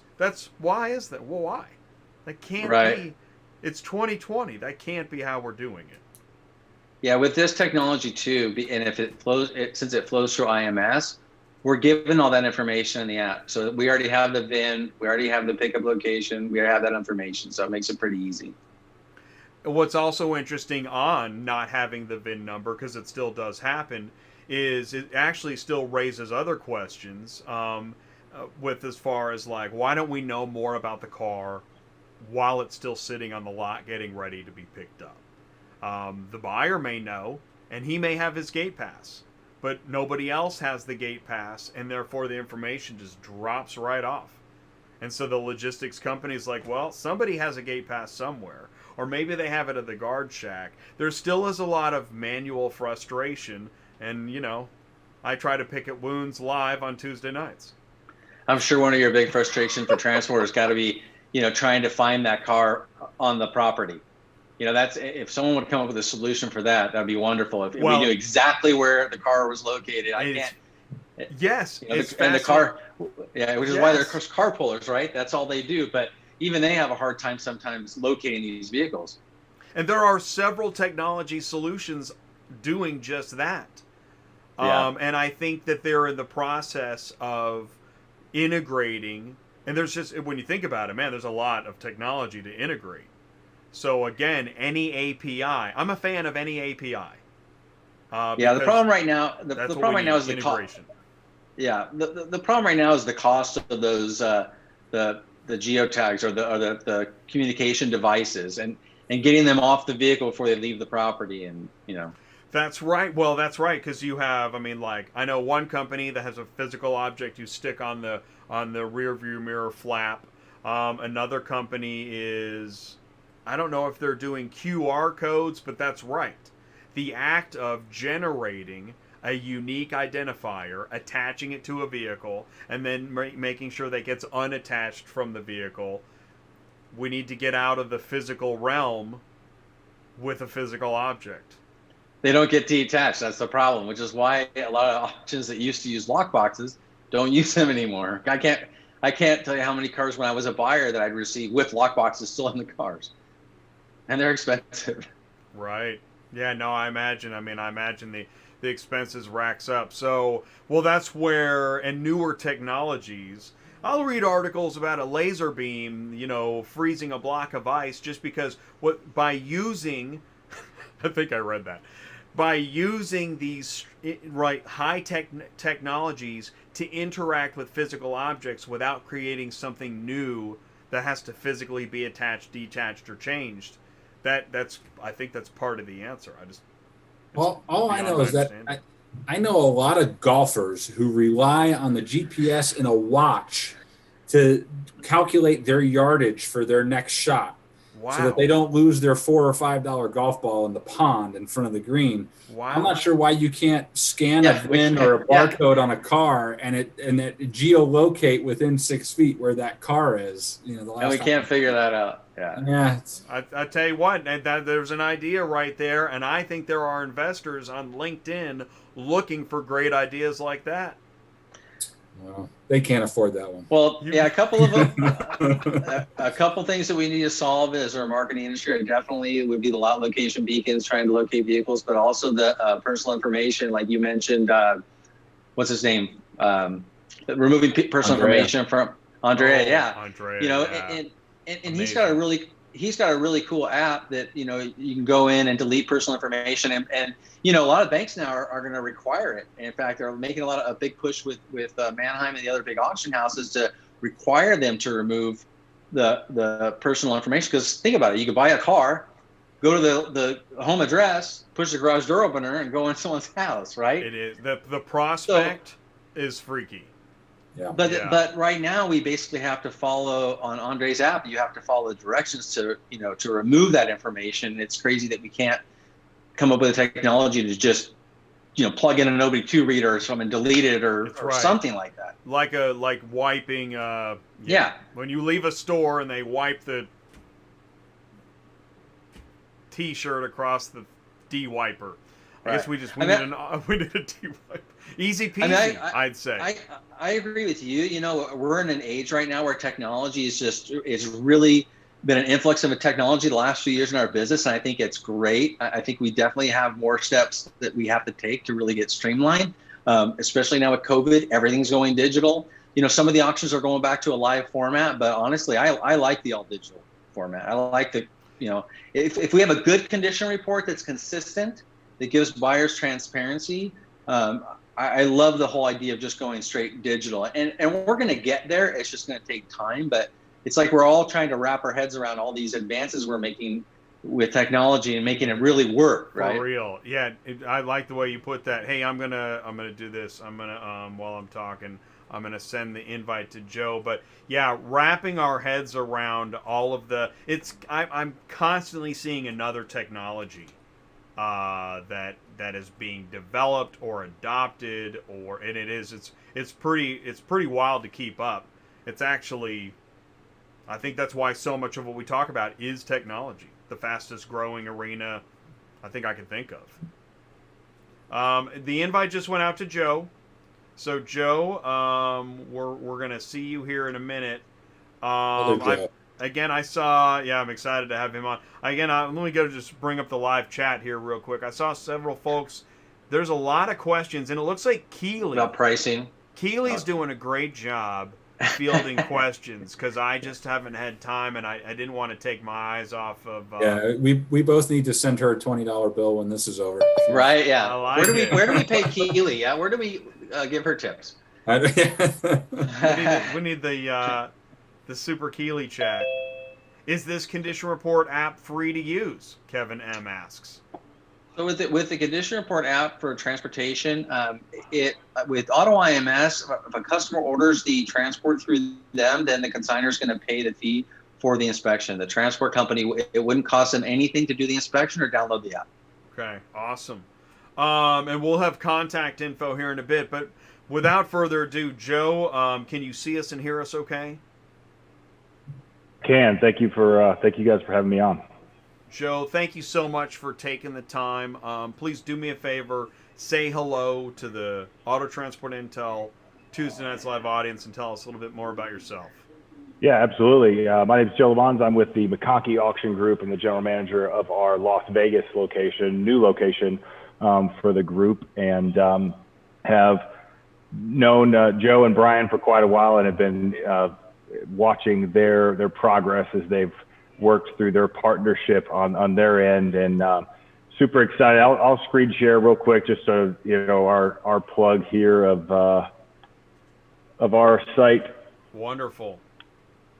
So a little bit about our sale. We've got 3 physical locations: DA Northwest in Spokane, Washington, DA Seattle, and now DA Las Vegas here, and that's where I'm located. And then We have our digital platforms. We have our Mag Now sale, which is a fully live digital auction each week. That one's powered by eBlock. And then, as some of you might have seen in the recent news, our recent acquisition of ABS Auctions, located out of the Southern California market, which we're extremely excited about. It's just another chance for us to jump into the digital space, even while we're expanding our physical footprint. So if you go to magauctions.com, there's more information about our sales, as well as the press release and more information on the ABS acquisition. Wow. And so how do you, Brian was just talking about, we're just talking about digital versus physical and everything happening. I don't know, what's your 2 cents to add on that? I mean, everybody's kind of in this together, trying to figure out what hybrid, what are the percentages, what's the mixture? Well, I don't know that it's necessarily a mixture. It's more of, hey, what space are you trying to operate in, and what kind of product are you trying to move? And we firmly believe that there's always going to be a space for the physical auction, driving cars through the lane. That's a staple of our business.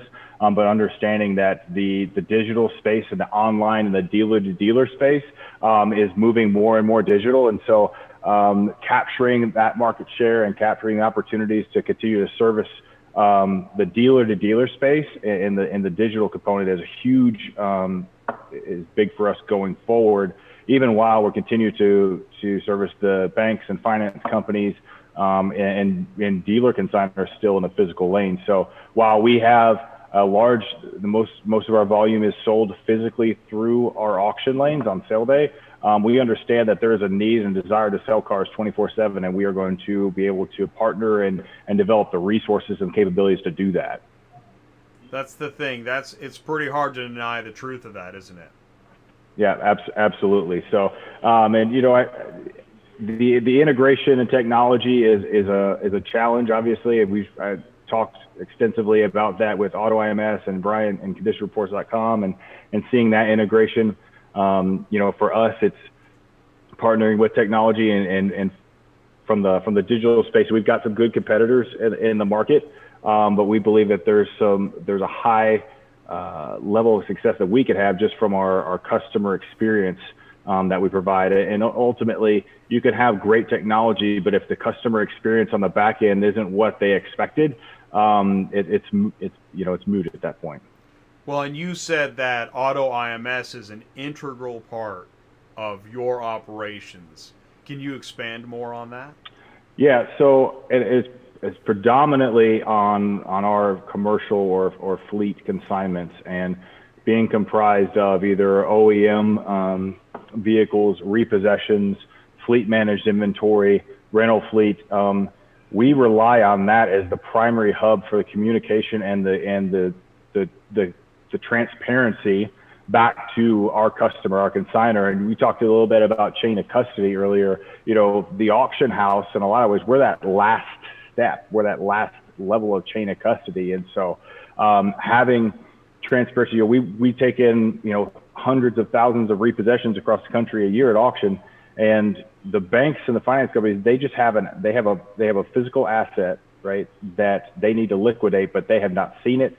They don't know what kind of condition it's in when it's being repossessed. They don't know what the value is in some cases. And so our ability to use AutoIMS and to provide good condition reports, to update information on vehicle statuses, title statuses, payment, everything, that is our primary means of transportation, of communicating what the asset's condition is before we remarket it back to the used car market. What was it like before AutoIMS? Do you remember? That was before my time. Oh, man. But Joe was serving his country in the Middle East, I think. Before my time in the business, yeah. So AutoIMS has been around. Right at this point. I don't know. Tell me more. We've been around 21 years, but I want to take a moment just to recognize Joe, because he downplays it and stays kind of humble, but it's guys like Joe who use their very unique perch as auction leaders, of which he's been for some time now, even at his young age. Don't be fooled by the beard. He's really shown some vision in gaining perspective from all the different types of consignors at auction and figuring out what their problems are, and then how technology can help solve those. Not to mention, I mean, every auction, no auction is afraid of just throwing manpower, get hands on the problem, wrestle that thing to the ground and fix it. Joe likes to work smarter too. And so he's been a big part of what's pushed Brian and I together. We've had numerous conversations where we've just grabbed each other at these conferences and found a table and sat down and said, let's figure this out. I'll get my CTO over. We can get our CEO over and say, here's the pain. Can we solve this for these guys? Brian's got a solution. Joe can articulate the pain and bring the parties together. And we can kind of tie it together technically for all the parties. And Joe was really integral in making this happen. Now it's new. We're just kind of starting to launch this solution now with Brian and team, but we're really excited to bring it to bear and test it out.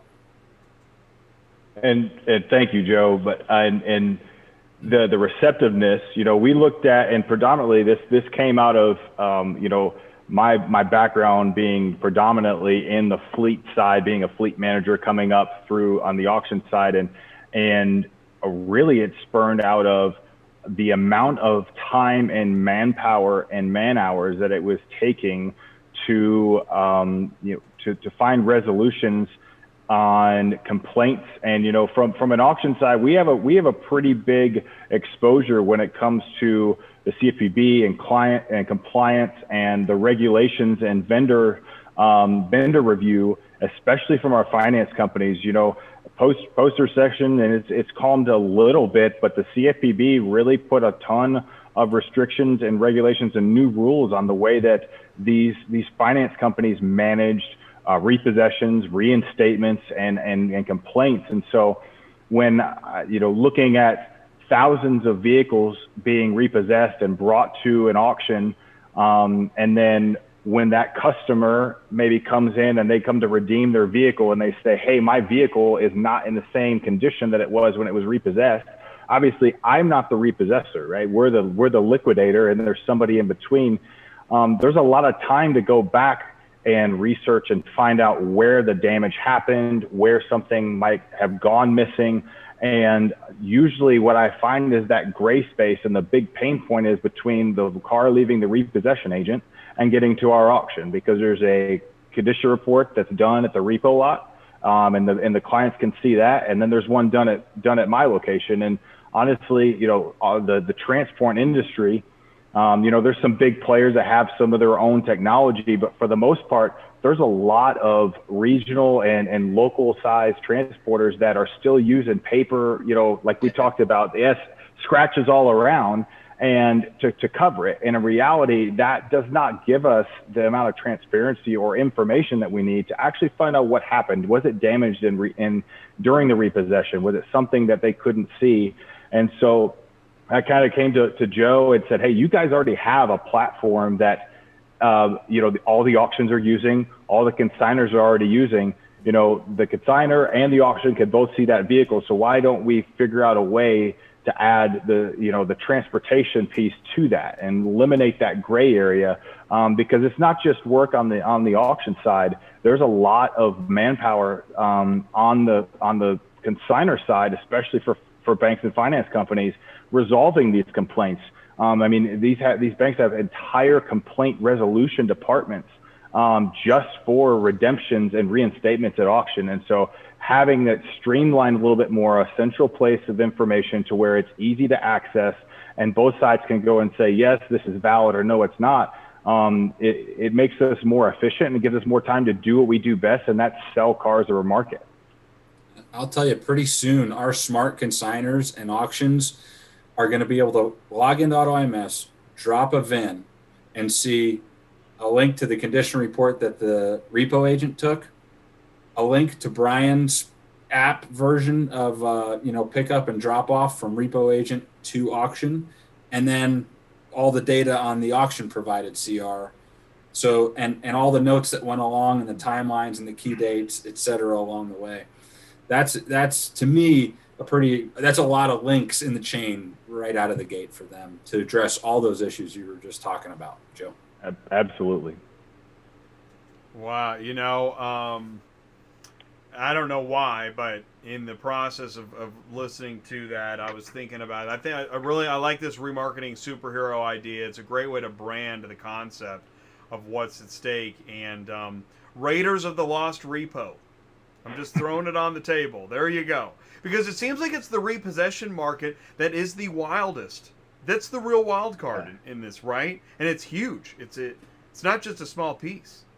Yeah, it is. It's a large part. Tidal wave, maybe. Yeah, it's a large part, and it's the one that's got the most exposure. If you look at the amount of settlements or fines that have been levied against these institutions, from the CFPB, it's predominantly been over either lending practices or and sometimes tied to the auction side, and so it's put more strain really on both the repossession agents, the forwarders, and the auctions as far as the amount of consistency and detail that we have to protect our customers' interests and the information that we're talking about and Joe's talking about and Brian is talking about being readily available helps us be more efficient and more capable of doing it. I mean, I heard you talk a little bit about the GPS locations and stuff, and I agree. Like, hey, the physical removing and tracking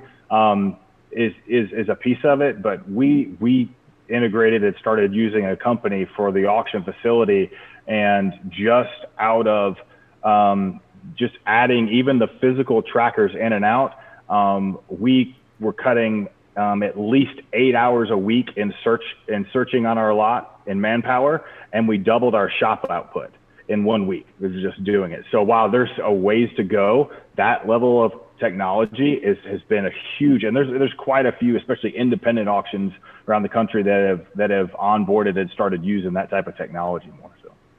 Well, and there's that whole nother sector of technology where those companies you've got on the lot tracking technologies, but then you've got the repossession technologies that are out in the field. You've got repossession units, tow trucks, etc., outfitted to just kind of be scanning in general. And what an interesting, right? Yeah, to be gathering all that kind of random data. It's that level which will really, optimize the system when that vehicle's needed on the grid. Yeah. Yeah, what did you call that, Brian? You called that? It's license plate recognition software. They actually sell that data, and they can identify a car that's out for repossession, a car that's stolen, wanted. So they're linked up with the police departments. It's really, really cool technology. First time I saw it, I saw these cameras on a repo truck. I'm like, what the hell is that? It was actually at ABDA Auto Auction up in Hollywood. They have a repossession arm of their company, and that's how they identify a lot of cars that are out for repo. So they just trucking along, and all of a sudden it's like, oh, there's one. That might not be the car they're even looking for, right? That is wild. That is. Yeah. I'd love to see that tow truck outfitted with all that camera technology, etc. Well, if you ever come to Vegas and you're leaving the casino late, just watch the parking lot and you'll see one driving through scanning at that point. Interesting. Okay, note to self. So are you saying the gamblers are more inherent to have cars out for repo? Than, there was nothing implied. There was nothing implied. And there was no, please, Brian. I was going to mention one thing that Joe squared. Joe LeMonds talked about also was he mentioned quickly was personal property. Being able to identify when you repossess a car, the personal property of the vehicle is how many times does someone say, well, I had a laptop in there, or I had my Rolex in the door panel, right? So being able to document that and track it is key. You wouldn't believe how many times I've heard that people have had several $1,000s in cash in a repossession. So it's absolutely true. They were on their way to make the payment, right? Yeah. Right. Exactly. From the casino. Yes. That's right.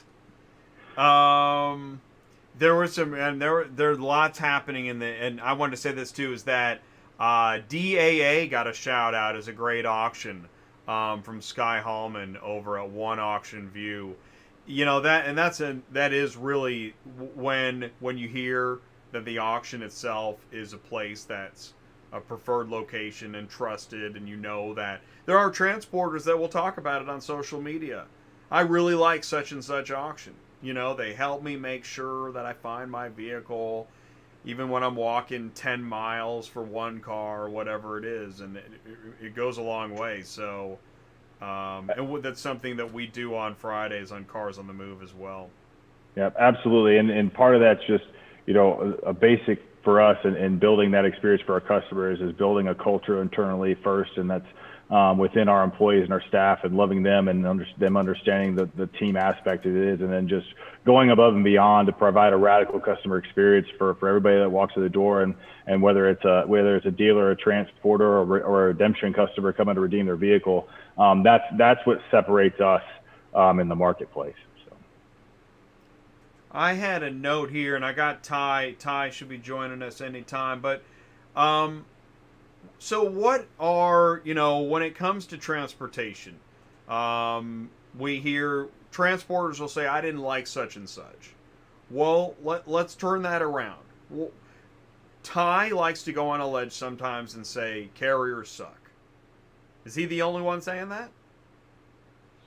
And let me that's the thing is I'll go ahead and say I got cars on the road. You try to put me on the spot. I need to get delivered tonight. Hey, it's like any other industry, right? There's good and there's bad. There's great auctions and there's terrible auctions. There's good transporters. There's terrible transporters, right? I mean, everyone's had a good and bad experience. What makes a terrible transporter? We're not trying to point a finger, but yeah, what lying about what?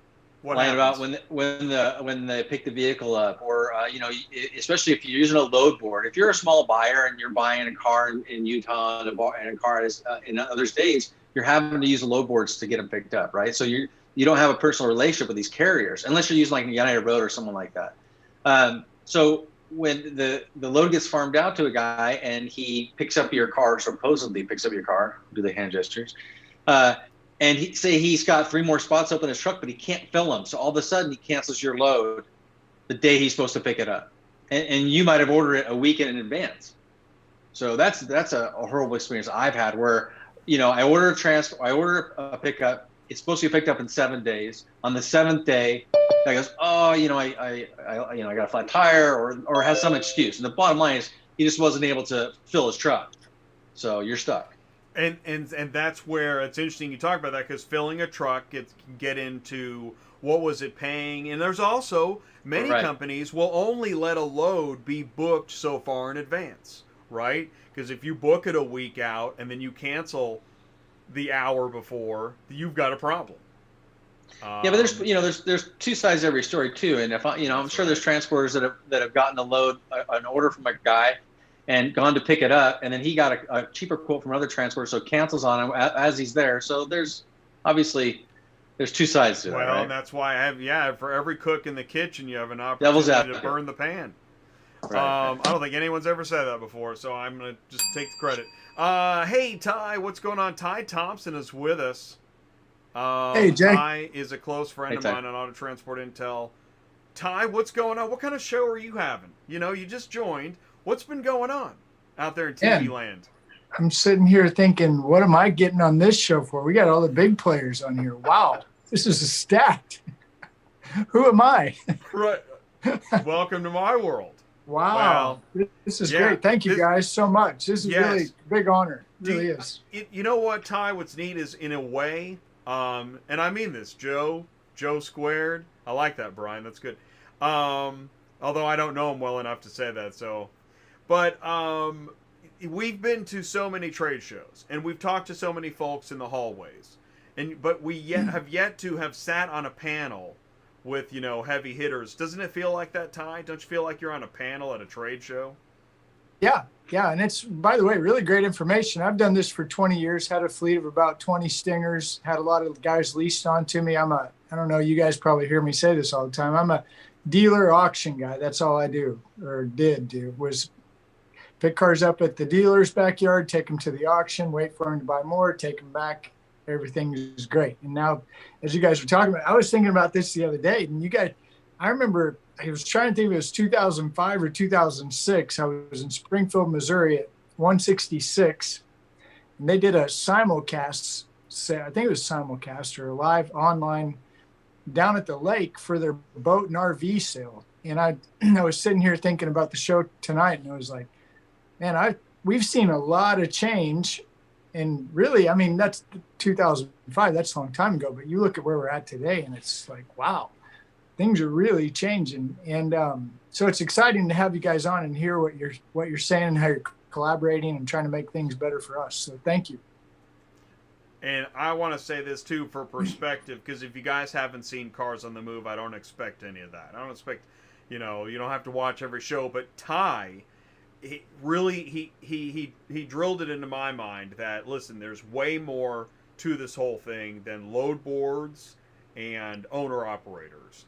Ty, every Friday, he's live in the transport parking lot from an auction, from a dealership, and he's saying hello to random carriers. Hey, buddy! Calling out to random carriers, talking to guys that are checking in cars. It's really something else.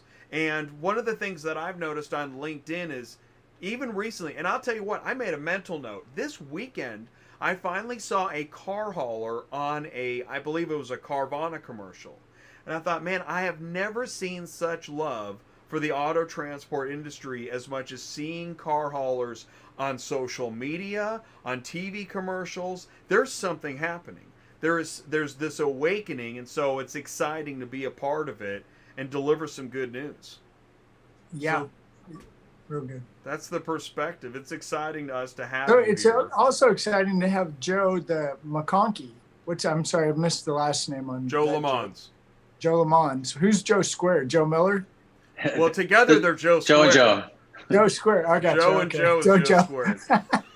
That came from a couple cocktails at a trade show. He's Jose and I'm Jose B.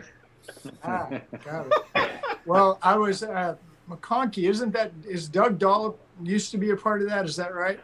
Yeah, that's correct. So McConkey Auction Group had KCI out of Kansas City up until last year. That was sold to Doug. Is still part of KCI, but they're now part of the America's Auto Auction Group. And the McConkey Auction Group, born and thrived on the West Coast. And so with that shift and dynamic from Kansas City to and now into the Southwest and into the California market, really focused on servicing the West Coast and dominating the West Coast. So. Okay, so you guys didn't you have one in Columbia also, Missouri? No, that was there was Missouri Auto Auction is out of Columbia, Missouri. They're part of the ServNet group, which we're a part of as well, the independent group of auto auctions. I think there's 20. I'm going to say it wrong. Probably 27, 20. No, it's 22 or 23 now. The Braziers group was part of it prior to their becoming Odessa's group on the West Coast. But one of the sales that I came from before coming to McConkey was a ServNet group over on the East Coast as well. So. I like that you point that out, because I've taken a look at the auction groups and I've tried to memorize it or come up with a system, and it's about as hard as trying to keep track of AFC West and AFC North. I have no idea who's on what division. So here's a question. As I'm watching all this, I was thinking about this, I think Monday, and yesterday. Well, do you guys remember? I used to do a lot of work for new car stores that sold a lot of used cars, and I would get these phone calls so the guy would always go to Kansas City every week. You could count on it. He was going to go to Kansas City. He was going to buy 2 truckloads, guaranteed. And then occasionally they would throw me off and they would call and say, hey, we've been looking at the market report in Nashville or Dallas or whatever, and what's the transportation cost from there to back home? And so as I think about this, I think, because we had Paul Machine on, and I'm this guy, data, and you guys, technology, data. So what I'm trying to figure out as a transporter is with all of the online sales and this what I think is a push to buy everything online. That's why we got the condition reports. That's why all that stuff. So what how is it that market report, how does that work today? And then why do we take big, I call them program cars. I don't know what you guys call them, but there's 2,000 GM Chevy products in Detroit, and they're going to go to Dallas.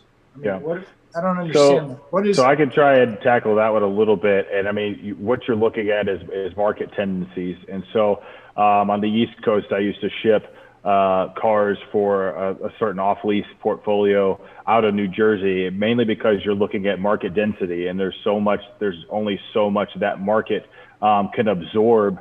And then also there's a deficiency, or there's not as much of a surplus in the Southeast for that type of product. If you saw Grand Cherokees coming back either off rental fleet or even the repossession spectrum in the Southeast, at least in the Carolina areas, not a lot of them were loaded out options and everything else. So those cars are in high demand. On the West Coast now, especially the McConkey group, we were just talking about this yesterday. Our sale in Spokane, Washington, and Seattle, it's wintertime up there, and two-wheel drive Camaros and Challengers and everything, that's not the market time for them. However, in Las Vegas, that's a high demand vehicle. And so we're looking at opportunities to ship vehicles out of certain markets, either to an influx of volume or a decrease in volume or a demand for that specific vehicle.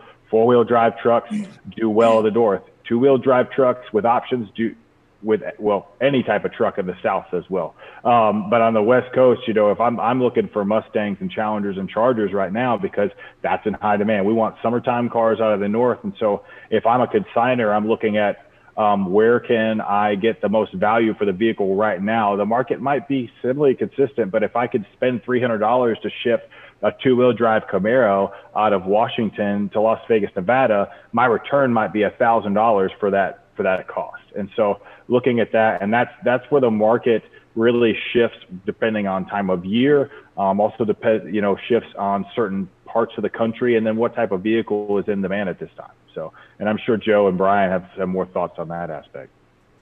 I agree. A lot of vehicles getting shipped over from Canada into Michigan or other states just because the car's worth more in that region. Maybe there's a shortage of four-wheel drive F-150s, and there's an abundance in another area of the state. Just like you said, Southern California, people don't need all-wheel drive Kia Sorrentos, but they sure do in Washington, right? So whenever I see one of those at the auction, I look on Simulcast, always an out-of-state buyer buying that vehicle. Because in California, you don't need that car. And if you're GM or Toyota, you've got an army of people in-house and probably some consultants that are doing a lot of data analysis on your behalf. And we actually connect to a couple of smaller niche players who do that for other portfolios, where they take all these inputs and massage it all together with inputs from multiple sources, including us, and come back to optimize three things: where that car is going to do the best, how much they should be able to get for it, and then what recon they should consider putting into it along the way, if any, to basically get a 3-to-1 return on any dollars invested typically. So that's awesome. So back to Joe. LeMonds, sorry. I've confused everybody. I'm sorry. Joe Miller and Joe LeMonds.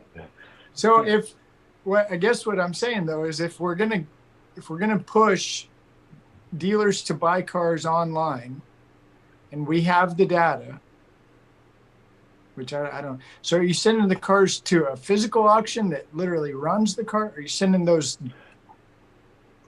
Yeah, in some aspects, right? So, and you're looking at, but you're also looking at the ability to recondition. So the car might be in a location that, you could buy it online, but the facility or the marshaling location isn't easily accessible for that vehicle. And so my job here in Las Vegas is to primarily get as many cars physically through our lanes as possible.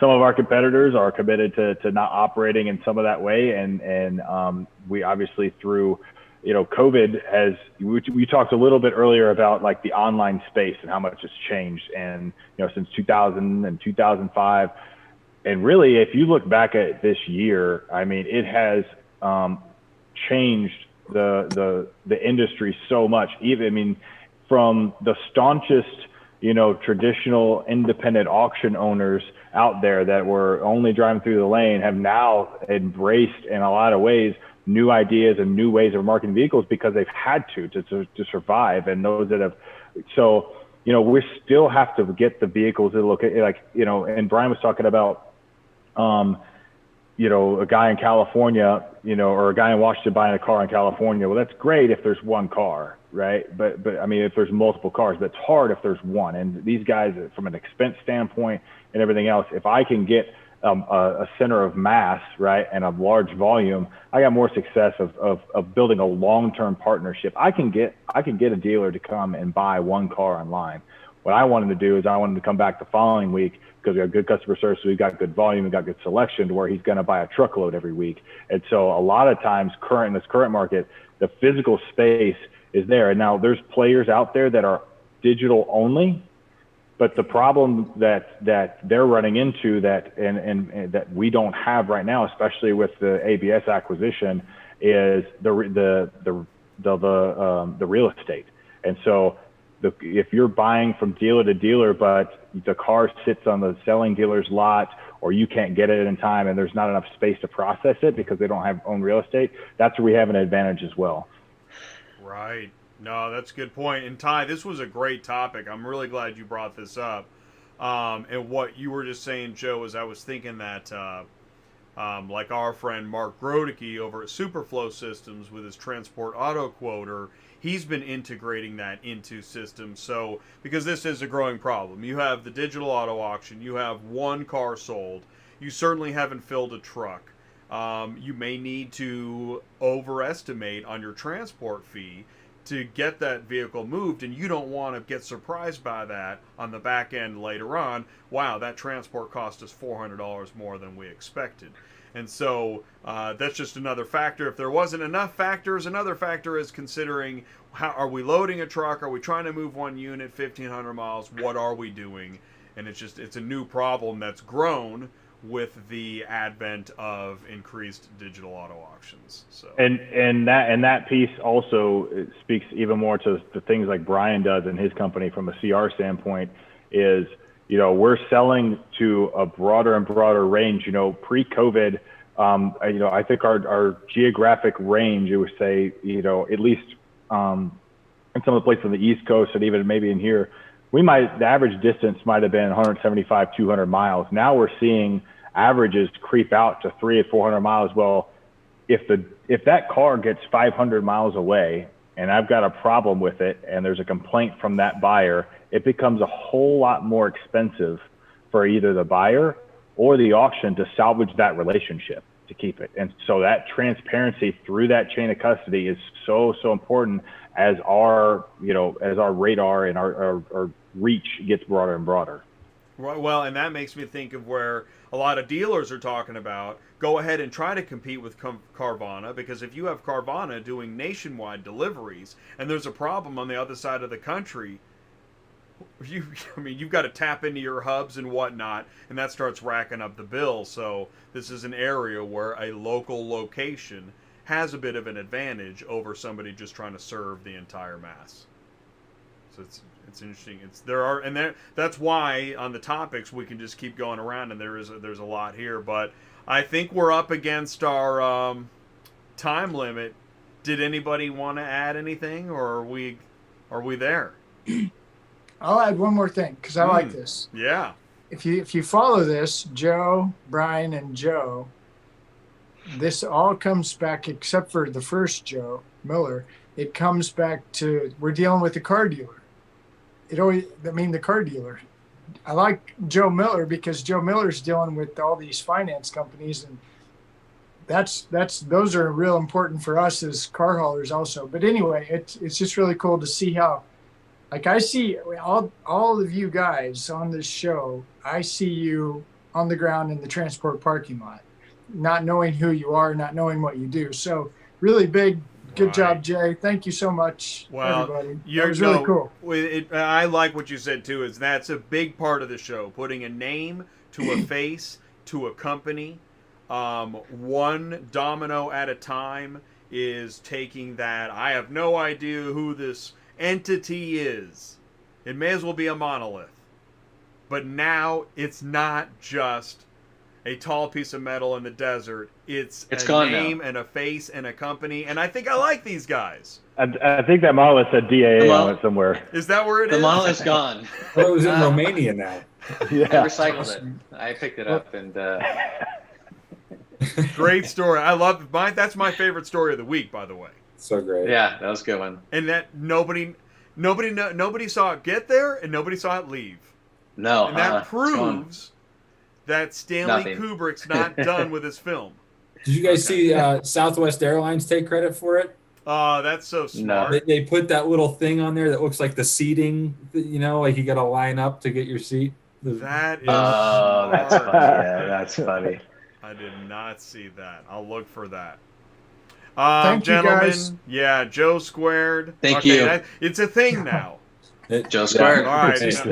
But even though it's a thing, Joe Miller, Joe LeMonds, Brian Schear, and Ty Thompson, thank you guys so much. This was really a lot of fun. And ultimately, one of my other goals is to always have, and Keeley hit upon it, it's better than a panel. It's a spontaneous discussion.